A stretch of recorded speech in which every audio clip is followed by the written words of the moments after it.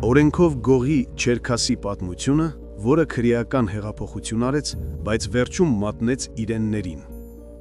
Այսօր 2024 թվականի հունվարի 1-ին լրանում է 100 տարին Արևելյան Եվրոպայի և ԽՍՀՄ կրիմինալն աշխարհում լեգենդ դարձած օրենքով գող Անատոլի Չերքասովի Տոլյա Չերքաս ծննդյան օրվանից։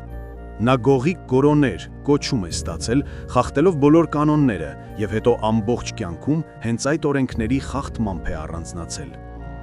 Նա կանգնած է Սուչայի վայնի վերջի, նոր օրենքով գող կանոնների ստեղծման և ամբողջ խորհրդային հայկական ռուսական կրիմինալնոր շարժման ձևավորման ակունքներում,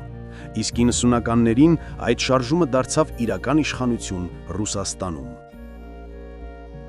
Ինչպես հերոս Ռազվեդչիկը, մի քանի շքանշանների կավալյեր, դարձավ սկզբում խաղաղարար, հետո Ռուսաստանի կրիմինալ աշխարհի խորհրդանիշ և ինչպես ավարտեց իր կյանքը, պատմում է Սերգեյ Շվեցին։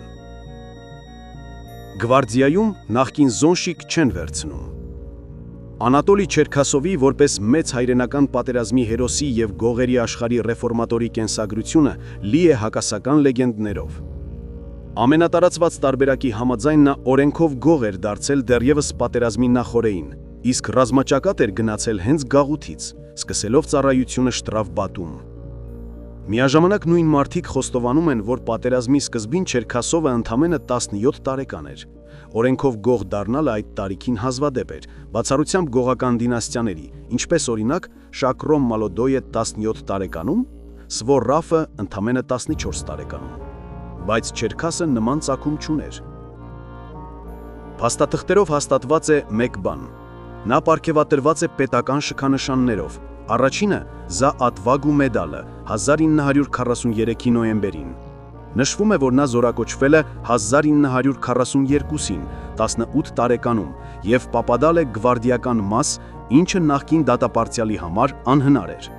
Շտրավբատերը ձևավորվել են միայն 1942-ի հուլիսից հետո, իսկ դատապարտյալներին ռազմաճակատ սկսեցին ուղարկել միայն 1943-ից։ Այսինքն Չերքասը չէր կարող պատերազմի գնալ զոնայից։ Ես Տոլյա Չերքասին լավ գիտեի։ Նովայա գազետա Եվրոպային պատմում է իրեն գողի ներկայացնող Իվան Իվանով անունով մի գող։ Սովորական քրեական միջավայրում էր մեծացել, բայց այդ ժամանակ դա շատերի մոտ այդպես էր։ Մինչև պատերազմը Չերքասովը զոնայում չի եղել, առաջին անգամ հայտնվել է այնտեղ միայն հաղթանակից հետո։ 7 դասարան ավարտել էր, այդ ժամանակի համար դա հազվադեպ բան էր, շատ էր կարդում, ասում էր, որ իրեն գցեց հենց անպատժելիությունը։ Նա պատմում է, թե ինչպես պատերազմից վերադարձած հերոսը երկուս օրդեն Սլավայի, մի քանի շքանշան, սկսեց խմել, քչփչել, գումար փնտրել, և քանի որ իրեն միշտ ներում էին, վերջում գլուխը թռավ։ Միլիցիոներին հարվածելու պատմությունն էլ վերջում նրան օգնեց կրիմինալ աշխարհում հեղինակություն ստանալու համար։ Սուչիի վայնի ավարտը։ Առաջին անգամ Չերքասը զոնա ընկավ հենց այդ պատերազմի սկզբին։ Հին գողերը համարում էին, որ ով պատերազմ է գնացել Սուչի է, քանի որ համագործակցել է պետության հետ։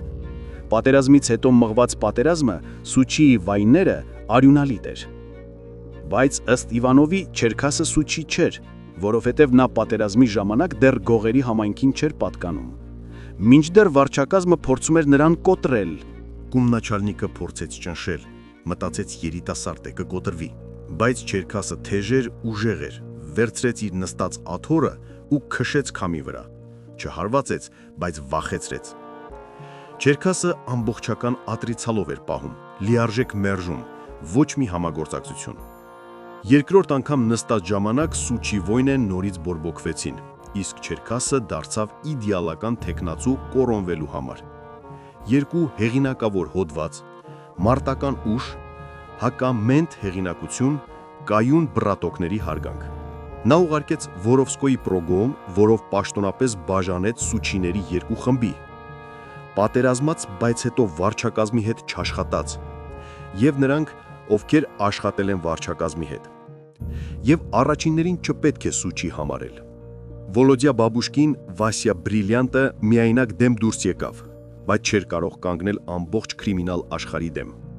Վորովսկոյի ռեֆորմը, հին օրենքների հեղափոխություն։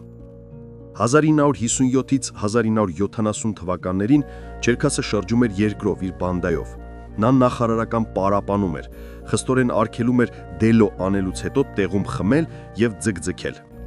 1967-ին նա քաշեց Իվանովին Սուխումի հերթական խոշոր գործի համար։ Միայն այդ ժամանակ նա սկսեց հասկանալ, որ մեծ բարեգործներին, այսինքն ցեխավիկներին, ստվիրային բիզնեսին չի պետք գողանալ, լավ է նրանց հարկել։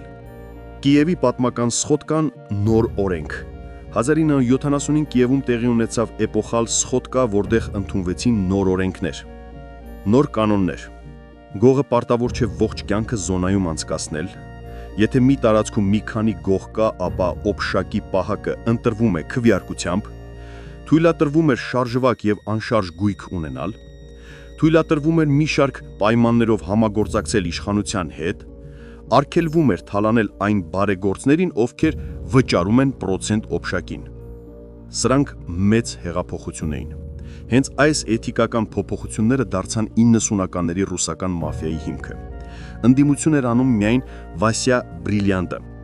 Վասյա Բուզուլուցկին, բայց մեծամասնությունը աջակցեց։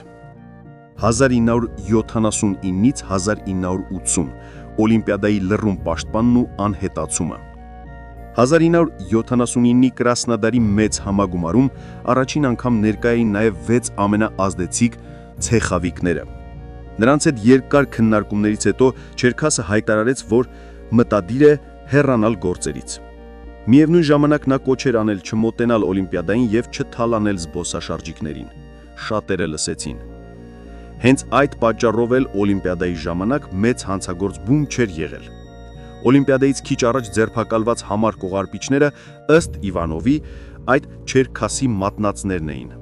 Այդ պահից հետո Չերքասը անհետացավ, շուրջ հայտարարվեց, որ նա մահացել է և թաղվում Վագանկովո գերեզմանոցում, բայց նրա գերեզմանը չգտվավ երբեք։ 1985-ին նաև ստացել է Ատյեչիստվինի վայնի Պրշեյստեպին իշխանանշանը, ապրելով արդեն Մոսկվայում պաշտոնական հասցեով։